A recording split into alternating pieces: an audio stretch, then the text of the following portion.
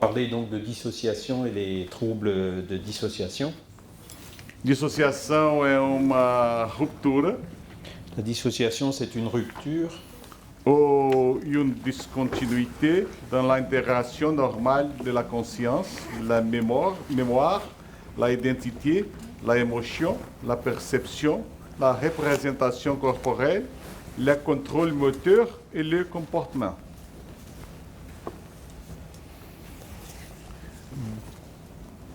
Quand une ou plusieurs de ces fonctions sont cassées, des changements caractéristiques peuvent être observés. Conscience.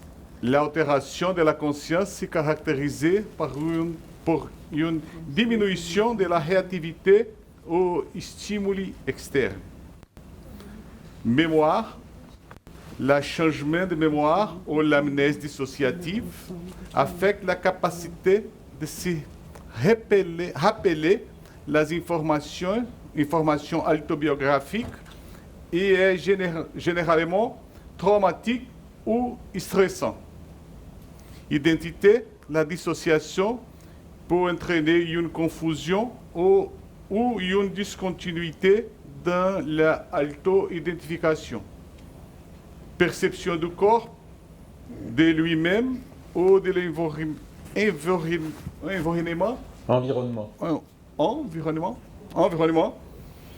De tels symptômes incluant la dépersonnalisation et la perte du sens de la réalité. Bon. Dissociation affecte 1% de la population mondiale. Plus fréquente chez les personnes atteintes de maladies mentales. Est associée avec syndrome de stress pós-traumático. E hoje nós temos uma população na Europa qui tem sofrido com estresse pós-traumático. Et aujourd'hui, donc, il y a une partie de la population en Europe qui a souffert de stress post-traumatique. E os índices mostram que até 100% dessas pessoas podem passar por um processo dissociativo. Et les études montrent que presque 100% de ces personnes peuvent avoir traversé un processus dissociatif. Dépression.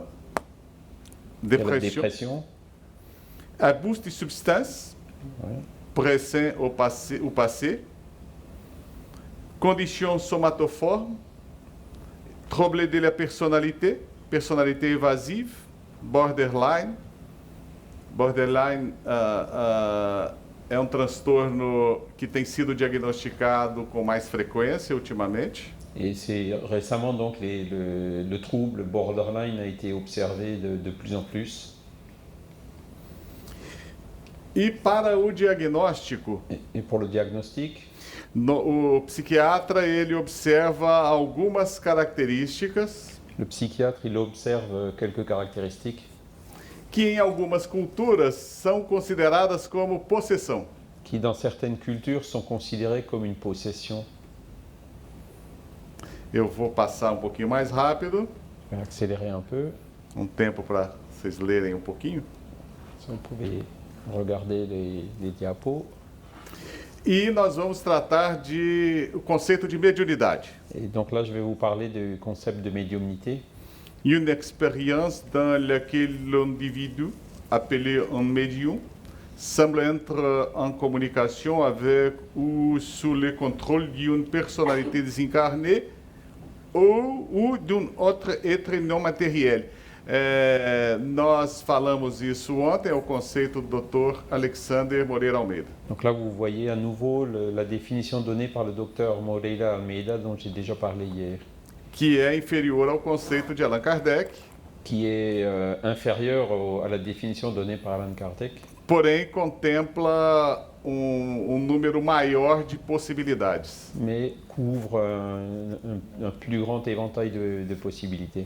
Isso porque alguns pesquisadores vem a possibilidade de comunicação com seres extraterrestres, por exemplo, e chamam isso de mediunidade. Parce qu'il y a certains chercheurs qui voient parfois la possibilité de communiquer avec des extraterrestres et ils appellent ça aussi de la médiumnité.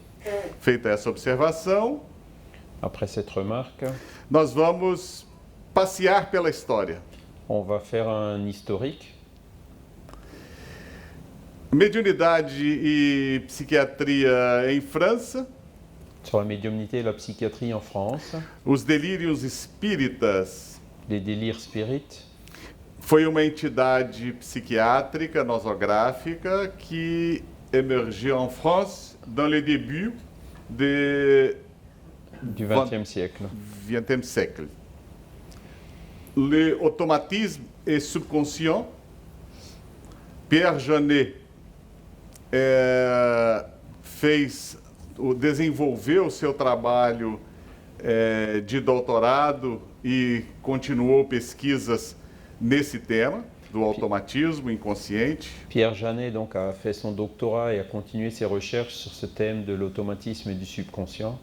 O mesmo Max Dessoir, La assim même o chose fez. avec Max Dessoir. Dois nomes aparecem de muita expressão nessa área, como Théodore Flournoy, Deux autres noms bien connus, celui de Théodore Flournoy en Flournoy. Suisse, en Suíça, e Frederick Myers, en England. et Frédéric Myers au Royaume-Uni. O que é de se destacar é que Théodore Flournoy e Frederick Myers, eles aceitavam não apenas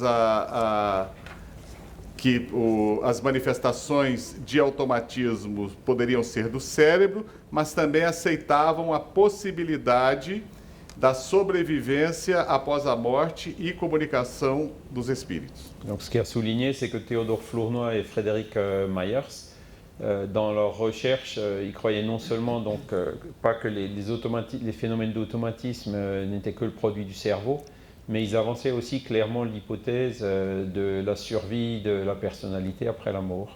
Por mais que pareça estranho sobre Théodore Flournoy a respeito de seu livro A Vida no Planeta Marte, Et ce qui est intéressant au sujet de Théodore Flournoy, dans son livre Des Indes à la planète Mars, onde ele questiona a mediunidade da médium Hélène, où il fait des études sur le médium Helen Smith, ele não nega a possibilidade de comunicação mediúnica. il ne nie absolument pas la possibilité de communication médiumnique.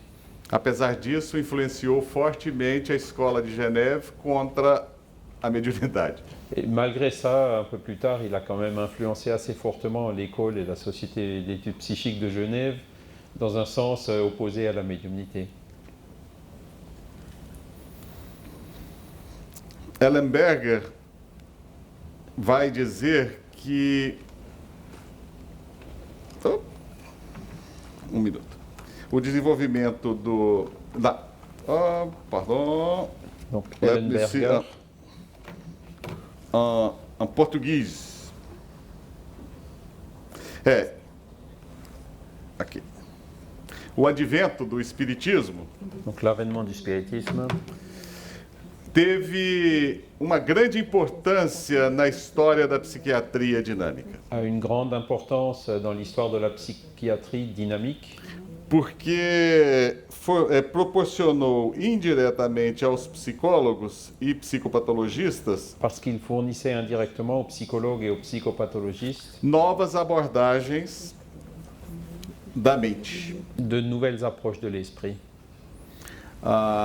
L'écriture automatique, une des procédures introduites par les spirites, a été vue par la scientifique comme une méthode d'exploração de l'inconscient. E isso foi muito reforçado por Myers na Inglaterra. Et c'est cet aspect-là qui a été beaucoup développé par Myers au Royaume-Uni. Vejam bem que a autora é de língua inglesa. Donc c'est une auteure de langue anglaise aussi, Ellenberger. Un nouveau sujet, les médiums, est devenu disponible pour des recherches psychologiques expérimentales à partir desquelles un nouveau modèle de l'esprit humain a évolué.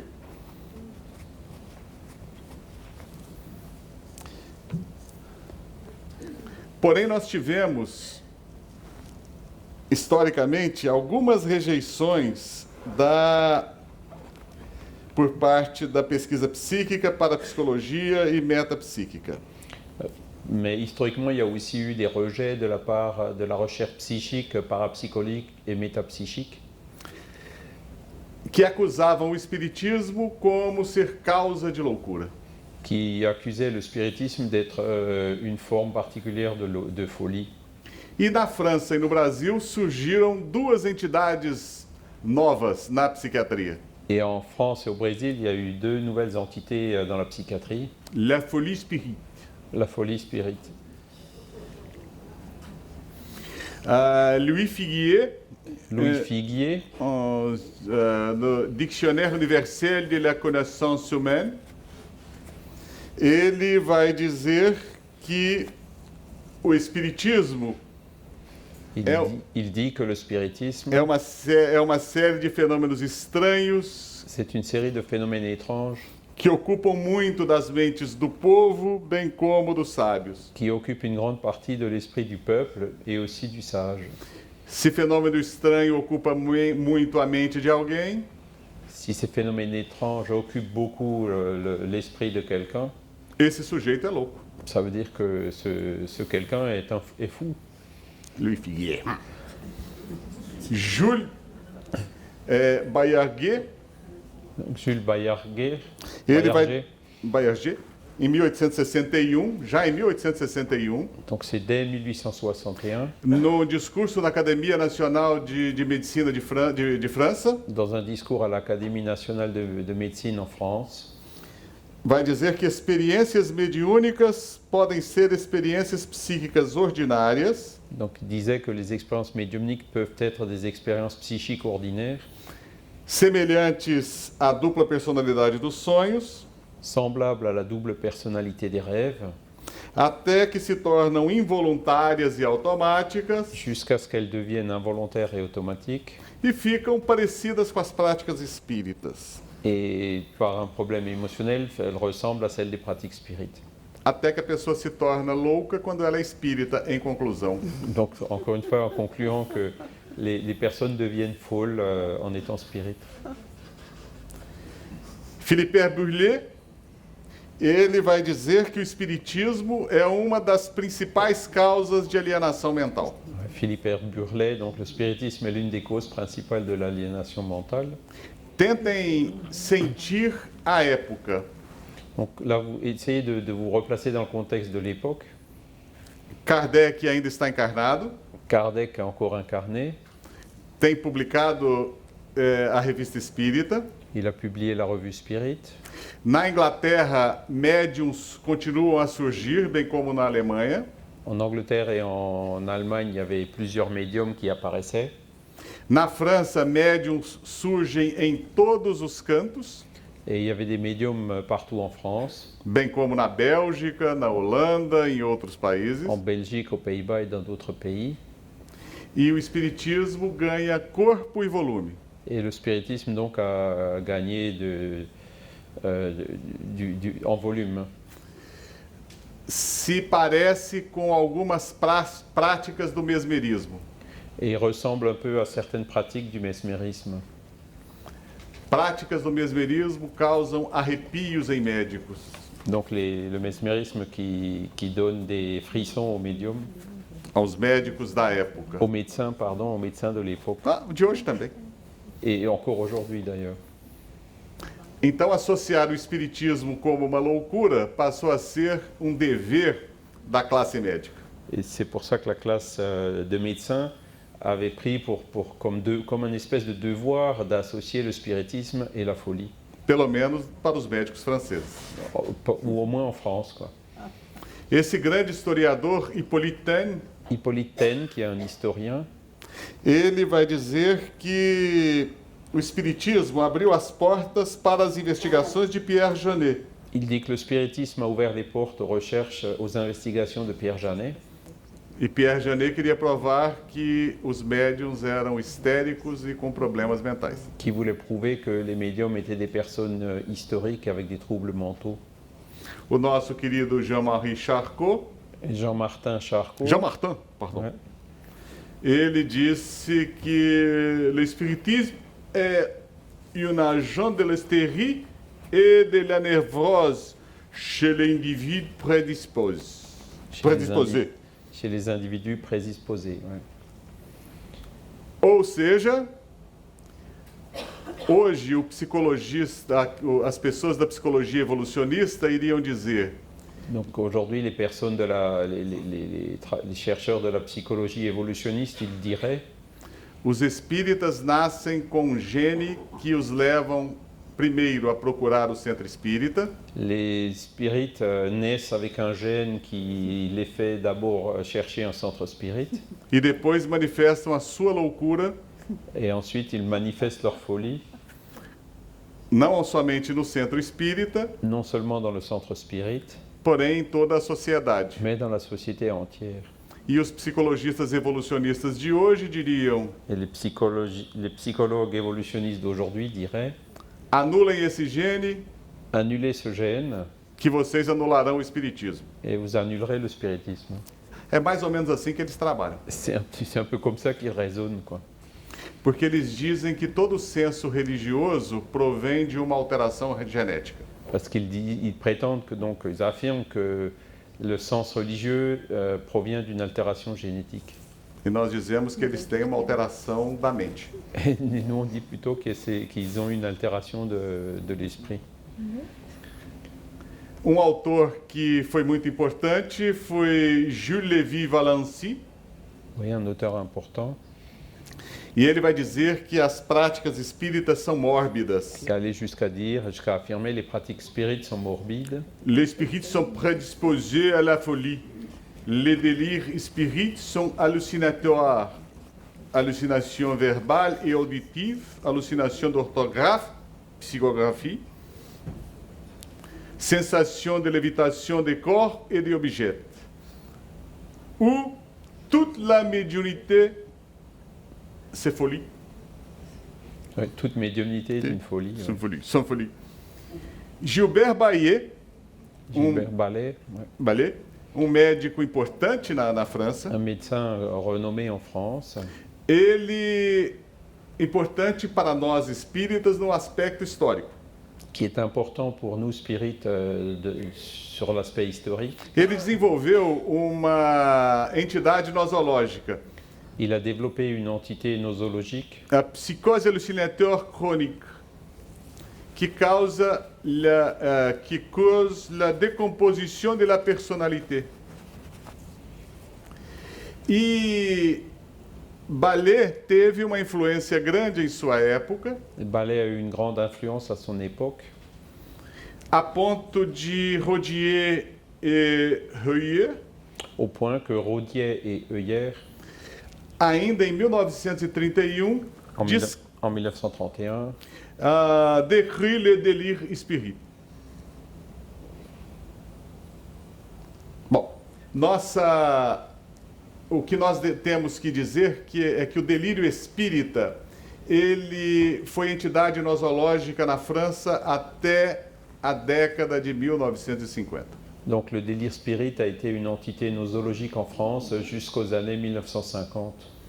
A partir dos estudos de Roger Bastide, À partir des études de Roger Bastide, as coisas mudaram porque foi o surgimento da etnopsiquiatria. les choses ont commencé à changer avec l'apparition de l'ethnopsychiatrie.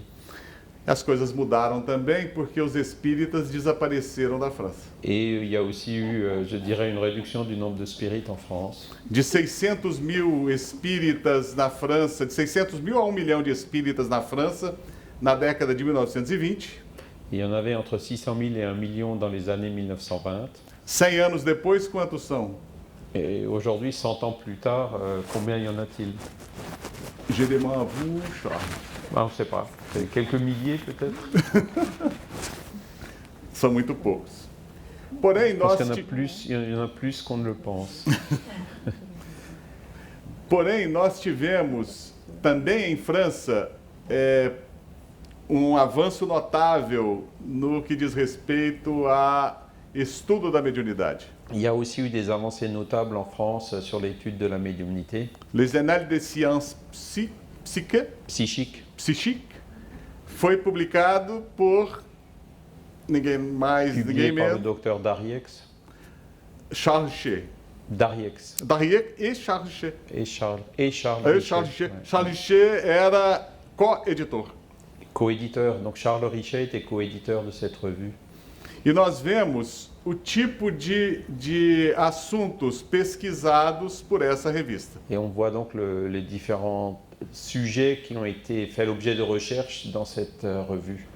Eusapia Palladino, essa médium italiana missionária, Eusapia Palladino, qui était une médium italienne missionnaire, tem que ser missionário e com vocação de santo, qui est missionnaire convoqué par un saint, se necessaire, parce que Palladino foi sujeita a todo tipo de invasão de seu corpo antes das sessões. parce que Palladino, elle a vraiment subi des conditions extrêmes, même invasives de son corps qui lui étaient imposées avant les séances. Todos os seus orifícios eram examinados antes da sessão de materialização. Donc avec les orifices naturels examinés avant les séances de matérialisation. E sobre Palladino, nós temos esse número enorme de pesquisadores Et vous avez donc tous ces chercheurs, ce grand nombre de chercheurs qui ont étudié Eusapia Palladino, pesquisadores que nós conhecemos, certains qu'on a connus, incluindo Richer e Darrieux, Richer et Dariex, incluindo Lombroso, Lombroso, o pesquisador polonês que foi brilhante, Horowitz, le brillant chercheur polonais Oshorowicz e o brilhante pesquisador francês de Rochat, et le brillant chercheur français de Rochas. além de outros, estudaram Palladino e publicaram nos Análises de la Science Psyché. Donc c'est tous des auteurs qui ont fait des recherches sur Eusapia et qui ont publié leurs résultats dans les annales des sciences psychiques. Psychiques.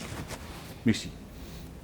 Os vários tópicos publicados nos Análises de Science Psychique, Là vous voyez les sujets qui ont été publiés dans cette revue, com os vários autores. les auteurs correspondants. Nós vemos aqui Gustave Gelée, Gustave Gelée, Flammarion, Camille Flammarion, Lombroso, César Lombroso, ouais. que são de Rochat, que são pessoas que de alguma forma foram ligados ao espiritismo. Et tout ça, c'était des personnes qui, d'une manière ou d'une autre, étaient liées au spiritisme. Pesquisador muito interessante é Boirac. Il y a Boirac aussi, qui est très intéressant. E aqui nós vemos as pesquisas de Richer publicadas nos Análises de Science Psychique. Et là, vous voyez donc les matières qui ont été publiées par Charles Richer dans cette revue. Imaginem Charles Richer, o pesquisador Charles Richer. Imaginez le chercheur Charles Richer.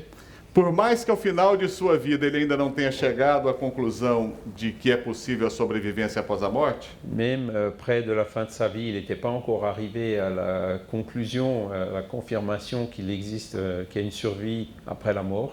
a época em que ele recebeu o Prêmio Nobel de Fisiologia e Medicina, 1919, En 1919, donc, il a reçu le prix Nobel de physiologie. ele ainda pesquisava sonambulismo e mediunidade. Il faisait encore des recherches sur le somnambulisme et la médiumnité. E a grandiosidade desse pesquisador é tamanha Et la grandeur de ce chercheur est tant que ele desenvolvia ao mesmo tempo qu'il développait en même temps 20 linhas de pesquisas diferentes. 20 axes de recherche différents. Por isso que eu digo que Charles Richer foi talvez um dos maiores franceses que já existiram. Et c'est pour ça que c'est vraiment un des plus grands chercheurs français de tous les temps. Junto com Platini e Kardec. En parallèle avec Platini et Kardec. E nós podemos perguntar, a mediunidade é um sintoma de doença mental? Donc la question, c'est donc la médiumnité est-elle un symptôme de trouble mental? Foi a pergunta que foi feita durante todo o século XX, final do século XIX e século XX.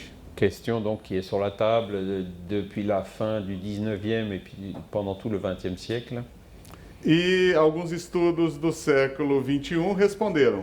Et il y a quelques chercheurs du 21e siècle qui ont répondu à cette question.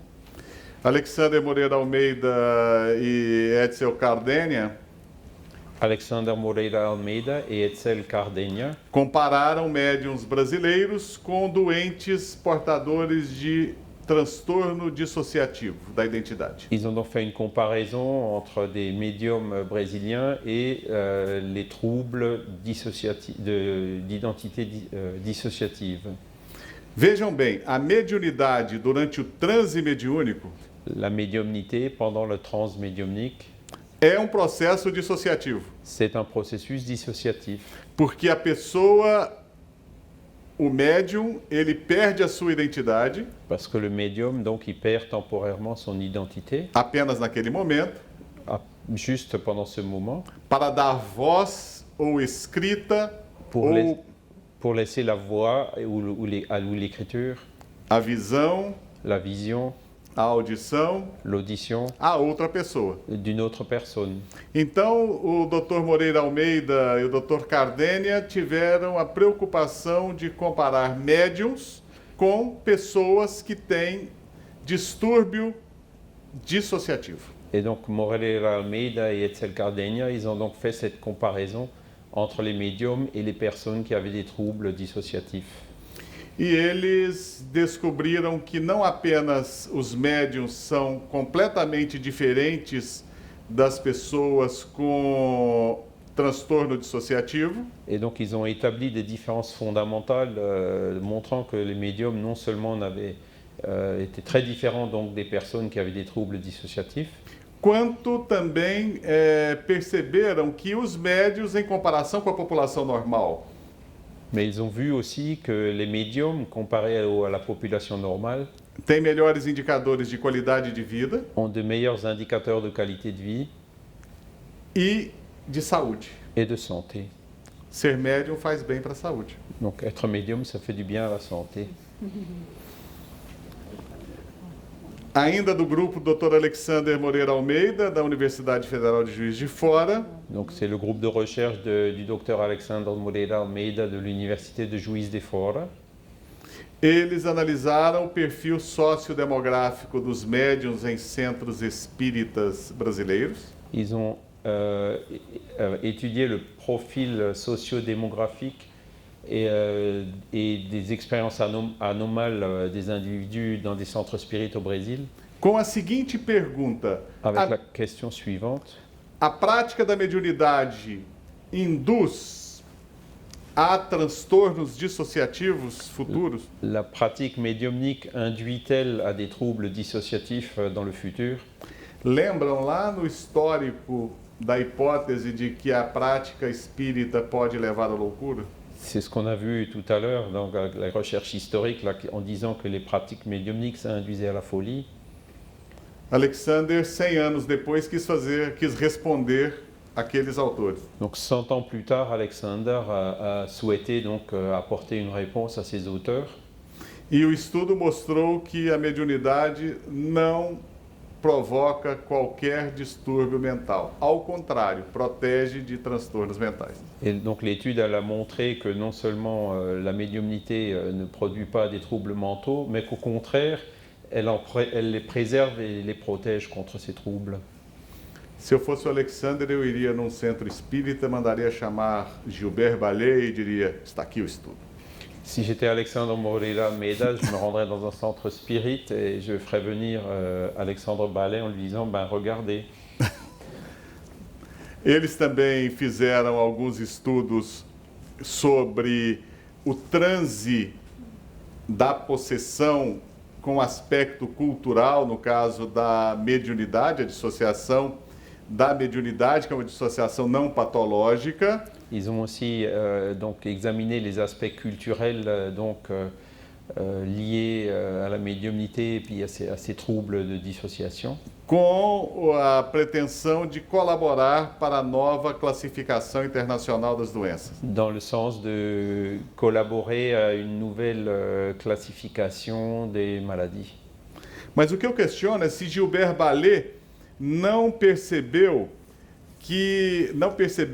o que hoje nós sabemos, convivência em hospital espírita de psiquiatria, se a psicose alucinatória crônica não descreveria os casos de loucura que vem decorrente de cronificação de obsessão espiritual, como foi descrito por Bezerra de Menezes. Mais au contraire, donc on pourrait demander à Gilbert Ballet si certains cas, suite à notre expérience dans les hôpitaux psychiatriques au Brésil, on pourrait demander au contraire s'il n'y a pas certains cas de psychose hallucinatoire chronique qui pourraient être plutôt des cas sérieux d'obsession spirituelle, comme cela a été décrit par l'esprit de Bezerra de Menezes. La description de Ballet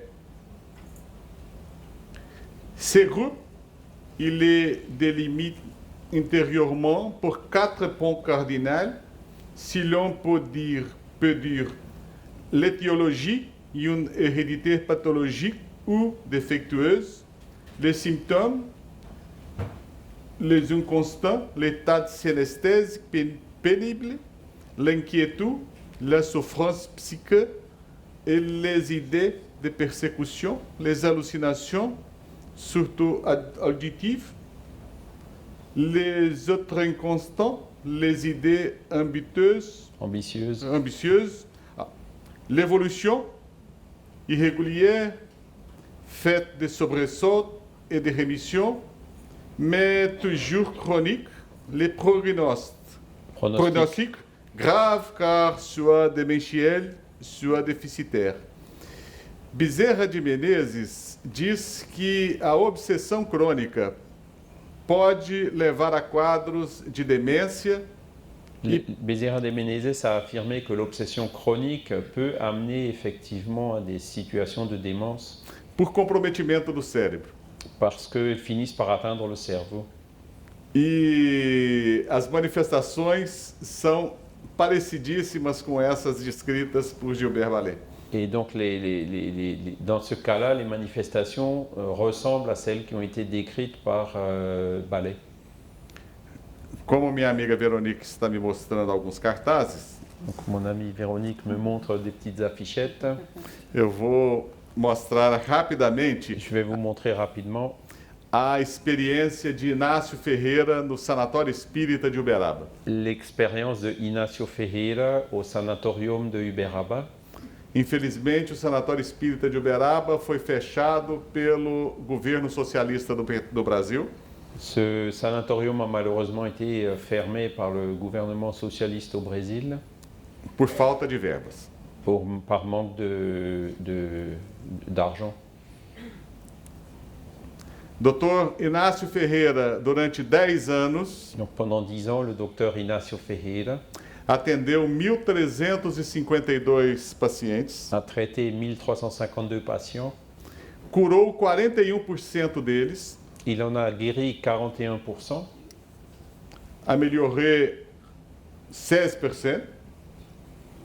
E o que é muito interessante. Et ce qui est très intéressant. Dos 423 casos de obsessão, des 423 cas d'obsession, ele teve 100% de cura. Il y a eu 100% de guérison. Ele tinha uma médium que lhe auxiliava. Il y avait une médium donc qui l'aidait dans son travail. A Dona Maria. Dona Maria. Maria Cravo. Maria Cravo. Que era uma pessoa fenomenal. C'était une personne impressionnante. No primeiro dia de Inácio Ferreira no Sanatório Espírita de Uberaba, le premier jour où le docteur Inácio Ferreira est allé dans le sanatorium d'Uberaba, ela descreve que estava sentado à sala de espera. Il décrit qu'elle était assise dans la salle d'attente.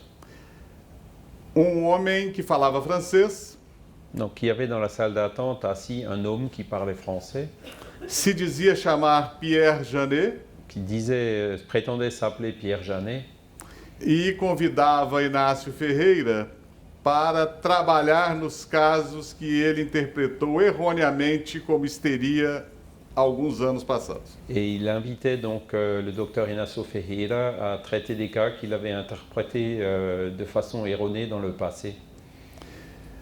Para aqueles que acham que mediunidade pode ser uma doença ou uma fraude, Pour ceux qui pensent que la médiumnité peut être une maladie ou une fraude, eu gostaria de fazer uma homenagem à doutora Marlene Nobre, je voudrais aussi rendre hommage au docteur Marlène Nobré, mostrando os slides dessa pesquisa que ela gentilmente me cedeu. en montrant les transparents de cette recherche qu'elle m'a cédé généreusement. La vie triomphe, La le vie. triomphe de la vie. La vie triomphe. Nós temos em francês, já? Il demande si on l'a en français. En fait, on l'a pas encore en français, mais dans chaque numéro de la revue Spirit, tout au début, il y a chaque fois un cas. Et donc, on a publié déjà une vingtaine de cas dans la revue Spirit. Donc, on doit être pas loin d'avoir le livre complet maintenant. Voilà. Nós vamos, o nosso projeto é reescrever essa pesquisa de forma científica e publicar como uma nota histórica e cultural. Donc il y a un projet actuellement qui est de réécrire cette recherche selon les critères scientifiques aujourd'hui et donc voilà. Foram analisados 45 espíritos que se comunicaram através de Chico Xavier. Il y a donc 45 lettres qui ont été dictées par psychographie au médium Chico Xavier. A maioria dos que se comunicaram era espírita, a grande maioria espíritas ou católicos. La grande majorité était spirit ou catholique, comme vous pouvez le voir. A idade no momento da morte, uma idade muito jovem, na maioria deles, entre 21 e 30 anos. Là, vous voyez les tranches d'âge, la majorité entre 21 et 30 ans. As pessoas do sexo masculino se comunicaram com mais frequência. Masculin en plus grande fréquence, des esprits communicants. Hein. A religião dos comunicantes, na verdade, o que falei antes de religião era dos pais. Donc la tranche de religion que vous avez vue avant, c'était donc de la famille incarnée. Et là, vous voyez la religion donc de l'esprit de la personne qui était décédée et qui s'est communiquée. Majoritariamente católica. Majoritairement catholique. A morte acidental foi a principal causa. C'était surtout donc des morts accidentelles. No Brasil, nós temos um índice altíssimo de mortalidade de jovens por acidente. Il y a donc beaucoup de jeunes qui meurent accidentellement au Brésil. E a maioria das mortes por acidente foi acidente de automóvel. Des accidents de la route. Nós tivemos comunicantes da Itália e de Portugal. Il y a eu quelques communications donc de l'Italie et du Portugal. E aqui nós perguntamos se a idade em que ocorreu o óbito. Peraí. C'est donc la description, se eles descreveram a morte. Sim, se descreveram a morte na mensagem, 75% sim. Et donc 75% des esprits qui sont communiqués ont décrit le processus de la mort dans le message. O tempo entre a morte e a comunicação. Le temps écoulé entre la mort et la communication. A maioria foi nos primeiros 6 meses. Donc la plupart dans les 6 premiers mois. Se o número de vezes que o informante procurou Chico Xavier antes de receber a mensagem. Donc le nombre de fois où la personne concernée est allée voir Chico Xavier avant la transmission du message. Apenas uma vez e de 2 a 3 vezes formam 3/4 do Les 3/4, c'était entre 1 et 3 fois. Chico Xavier não conhecia os informantes antes da mensagem. Donc, dans la plupart des cas, ces personnes étaient inconnues de Chico Xavier. E esses espíritos, eles davam números de nomes de familiares ou amigos que já morreram na mensagem. Et ces esprits, donc, dans leur communication, ont donné des noms de personnes de la famille et des amis qui étaient déjà morts à ce moment-là. Em 70% dos casos, até 3 nomes. Et dans 70% de cas, c'était jusqu'à 3 noms. 62% das mensagens tiveram fatos comprovados pela comunicação. Et donc, vous voyez là aussi que 62%, enfin, c'est le nombre de faits qui étaient donc rapportés dans les messages et qui ont pu par la suite être confirmés. Et donc, on voit que c'est 62%, il y a plus de 6 éléments qui ont pu être dans 62% des cas, il y a plus de 6 éléments qui ont pu être confirmés. Ou seja, não foi invenção do médium. Et c'était donc pas une invention du médium, quoi. O número de palavras peculiares em cada mensagem, peculiares do comunicante. Donc là, il y a les mots particuliers qui étaient habituels de l'esprit communicant qui ont été identifiés dans le message. Mais da metade tinha palavras deles. Et dans plus de 50% des cas, il y avait ces mots particuliers, ces expressions particulières. O mesmo se diz a respeito de frases. Pareil pour les phrases. E mais ainda no estilo da comunicação, estilo particular ou pessoal. Et encore plus, donc là, on a pu reconnaître le style de l'esprit qui se communiquait. A assinatura, ela foi diferente em 42%. Et la signature, donc, elle a été différente dans 42% des cas. Porém, idêntica ou semelhante na grande maioria dos casos. Mais identique ou similaire dans la majorité des cas. Houve análise grafoscópica. Il y a eu des analyses graphologiques.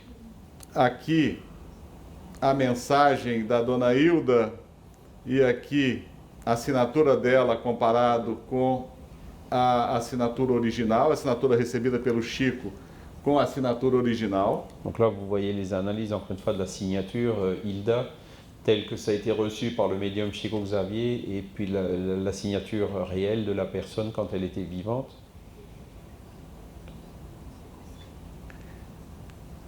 Nós tivemos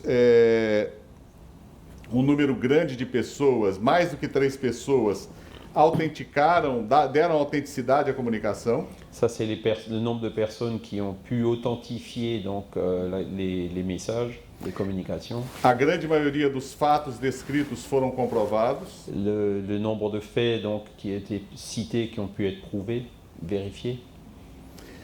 O Chico recebia essas mensagens em uma reunião com aproximadamente 300 pessoas, o que torna muito difícil receber informações por telepatia. Et donc, Chico, il recevait la majorité de ses communications dans des séances publiques où il y avait plus que 300 personnes, donc ce qui rendait aussi beaucoup plus difficile une éventuelle perception de ça, de ces messages par télépathie. O estado que a entidade se dizia encontrar, a boa parte delas estava calma ou em tratamento. Donc là, vous voyez l'état dans lequel se trouvait l'esprit communicant. Donc la majorité était soit calme, soit en traitement. Eu vou passar aqui pouquinho. Je vais accélérer un peu. Para que a gente possa fazer alguns casos em que... Volta para o anterior, acho que é interessante. Esse? Ouais.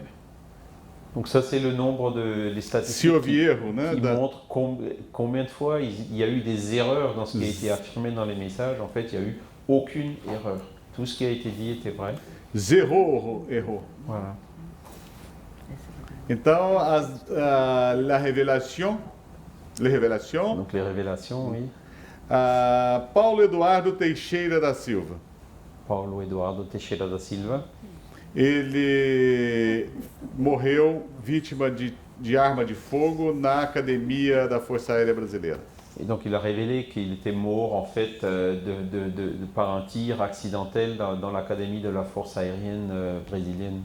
O laudo de morte veio como suicídio. Alors que le constat de décès mentionnait un suicide. E a mensagem esclareceu que foi acidente quando ele fazia a limpeza do fuzil. Alors que l'esprit est venu affirmer que c'était un tir accidentel pendant qu'il nettoyait le fusil. A reconstituição da morte solicitada pelos pais, Et la reconstitution donc, a été demandée par les parents, associada à descrição do laudo da necrópsia, avec celui de la description de l'autopsie, mostrou a impossibilidade de suicídio on a fini par démontrer que c'était impossible, qu'il était mort par suicide.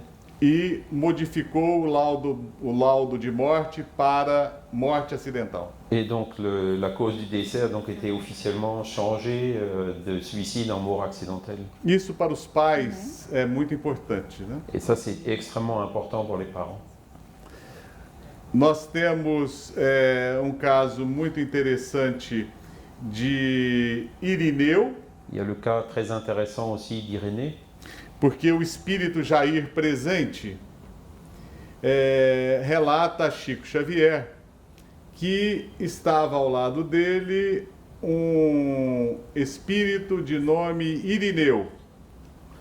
Et donc l'esprit, dans la communication à Chico Xavier, a dit qu'il y avait à côté de lui une autre personne qui avait un nom très proche, Irinéo au lieu de Irénéo. E o Irineu forneceu a Chico Xavier, através de Jair Presente, a data de sua morte e o local de sua morte. Et donc l'esprit, Irénéo au lieu de Pyrénéo, donc il a donné la date et le lieu exact de sa mort. A família então pesquisou no obituário da cidade de Campinas, em São Paulo. Et donc c'est ça qui a permis à la famille de faire des recherches dans obituario, comment on dit ça en français? Obituário? Não. Nécrologique, ouais. Necrologique. Donc, parce qu'en fait il était mort et il savait pas, il était disparu quoi. Et il a permis de le retrouver comme ça. E não encontrou Irineu. Et donc ils n'ont pas trouvé son nom. Et donc c'est l'esprit qui est venu dire, ils se sont trompés, au lieu d'écrire Irénéo, ils ont écrit Pyrénéo. Encontrou Pirineu. Voilà. E isso fez com que a família fosse até o cemitério onde estava enterrado Pirineu. Et donc la famille a retrouvé ce cimetière où le Pyrénéo était enterré. Eles descobriram os pais desse rapaz C'est là où ils ont pu l'identifier, découvrir ses parents.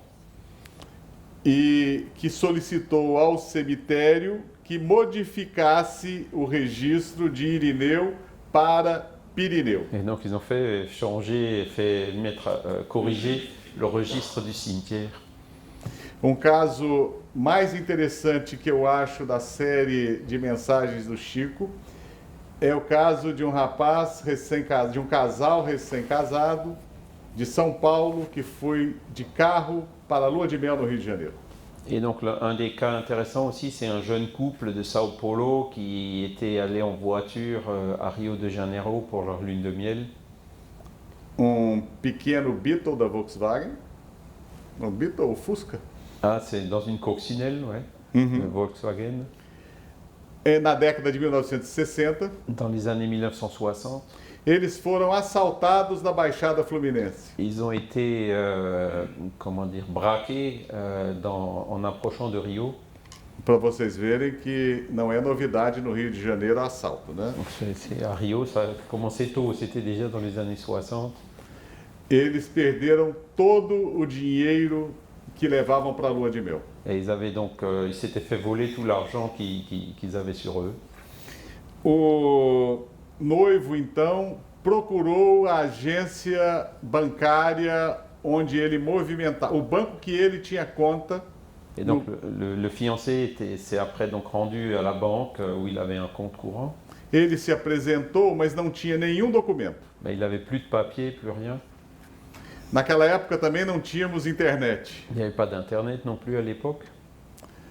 E a gerente do banco ficou condoída do caso deles. Et la gérante de la banque a été donc, elle a été touchée par son cas E emprestou do bolso dela o equivalente a 100 francos para que eles voltassem a São Paulo.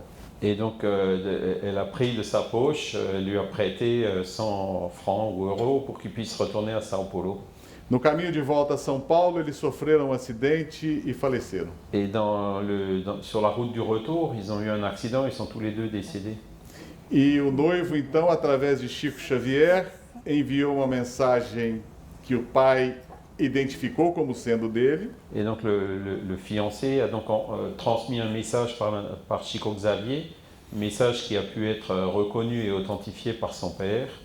E depois o pai achou estranho, mas cumpriu o desejo do filho e confirmou a necessidade do desejo. Et donc le père, il avait trouvé ça bizarre, mais il a accédé à la demande de son fils, donc de réaliser son désir.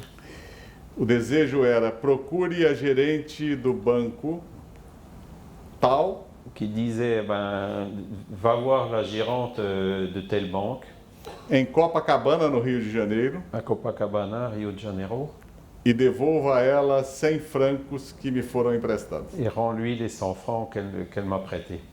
Essa era a mediunidade de Chico Xavier, que não era nenhum maluco. Et là, vous voyez donc la médiumnité de Chico Xavier qui était tout sauf un fou. En conclusion, En conclusion, le transmédiumnique la peut, tra- peut ouais. être décrit comme un état dissociatif non pathologique. Les médiums ont tendance à avoir une santé mentale et une qualité de vie comparable ou supérieure à la population générale,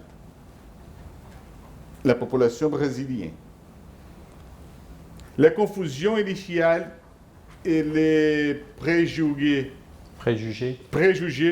des chercheurs de renom à la fin du 19e, 19e siècle et le début du 20e 20e siècle. ont conduit à la création erronée de l'entité nosologique délire et spirit. Les travaux de Gilbert Bastide, à partir de 1950, ont corrigé une grave erreur nosologique. Merci beaucoup a toutes vous. Eu espero que tenha conseguido me fazer compreendido. J'espère que vous avez pu me comprendre. Daqui a 10 congressos eu estarei falando francês, se Dans Deus encore quiser. 10 congrès, et puis je parlerai mieux le français. E agradeço ao Charles pela tradução. Merci.